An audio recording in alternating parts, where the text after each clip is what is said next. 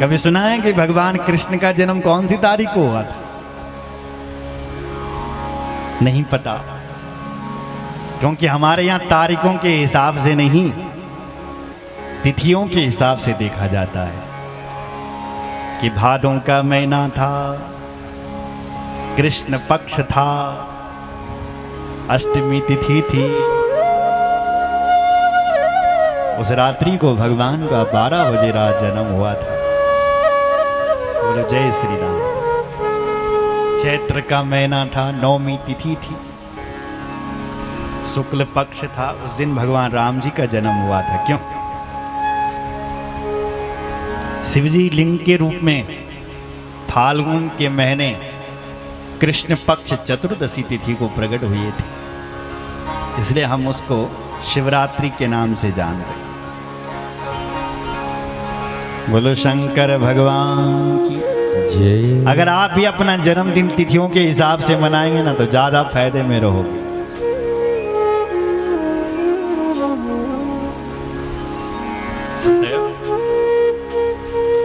कि अंग्रेजी तारीख तो घटती बढ़ती रहती है साहब। इस दुनिया का जो सबसे छोटा समय है ना, उस समय को कहते हैं त्रुटि। क्या कहते हैं? त्रुटि। त्रुटि में कितना समय लगता है?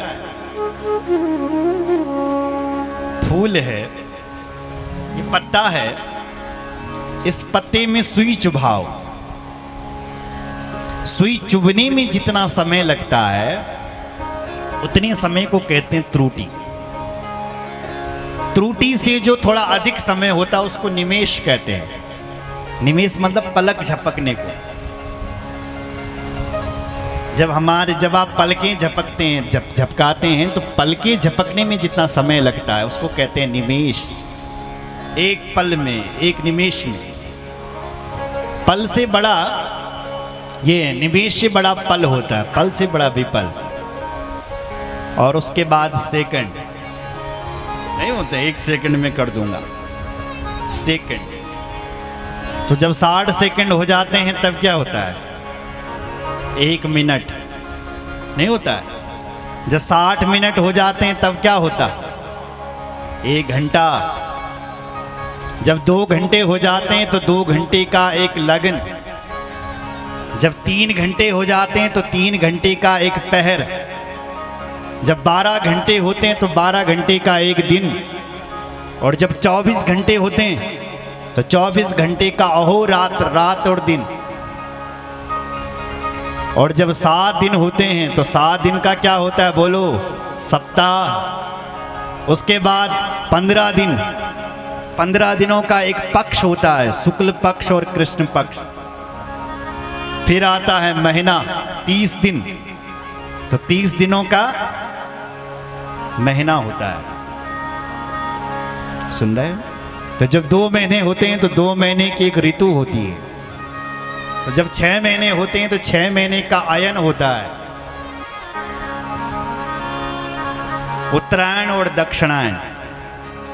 आजकल दक्षिणायन लग गया है। ये जो कर्क की संक्रांति आई है ना, मतलब सावन का महीना लगा तो सूर्य भगवान दक्षिणायन हो गए। दक्षिणायन का अर्थ होता है देवताओं के घर की रात पड़ गई। अब ये कब खुलेगी रात? जब तक भगवान सूर्य उत्तरायण नहीं हो जाते। अब उत्तरायण कब होंगे?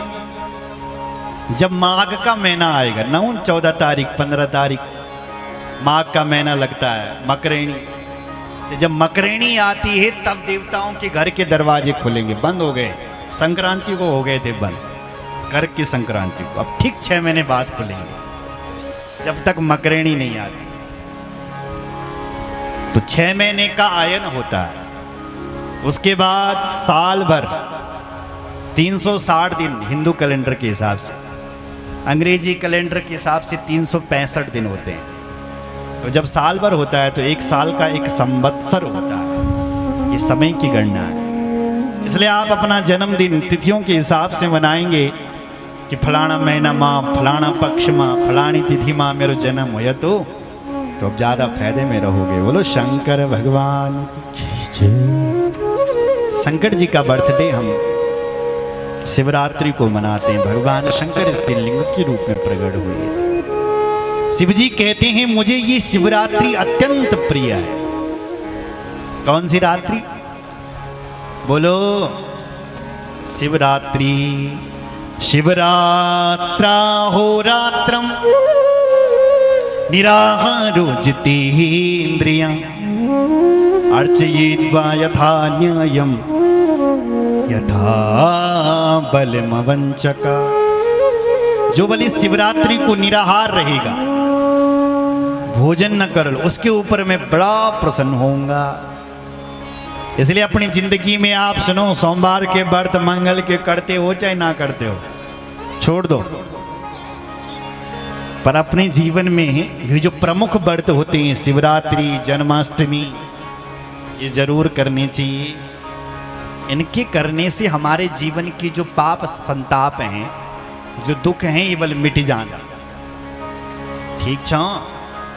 शिवरात्रि के दिन से न रणो। जो सोता है वो अपनी आयु कम करता है। शिवरात्रि के दिन एक दिन, अरे रोज नहीं जा सकते आप, रोज नहीं कीर्तन कर सकते, शिवरात्रि के दिन तो खूब कर सकते हो ना। शिवरात्रि के दिन को आपको खूब जागरण करना चाहिए। जो व्यक्ति जागरण करता है उसको नींद भी बाद में बहुत अच्छी आती है और फिर उसकी आयु भी बढ़ जाती है। सुन रहे हो? शरीर भी उसका स्वस्थ रहेगा। इसलिए व्रतों को अवश्य करें। भगवान शिव जी कहते हैं कि अगर आप शिवरात्रि के दिन मेरी पूजा करोगे तो 1 साल की पूजा करने का फल दूंगा बल मैं आपको। मतलब आपने 1 साल तक शिव जी की पूजा की और आपको कितना पुण्य मिला, उतना ही पुण्य यदि आप केवल शिवरात्रि के दिन पूजा करोगे तो वो पुण्य आप प्राप्त कर सकते हैं जो इन्होंने 1 साल तक कमाया। यहां लिखा है इसी पुराण में, यत फलम मम पूजाया वर्षमेकं निरंतरम तत्फलम लभते सद्य शिवरात्रो मदर्चना।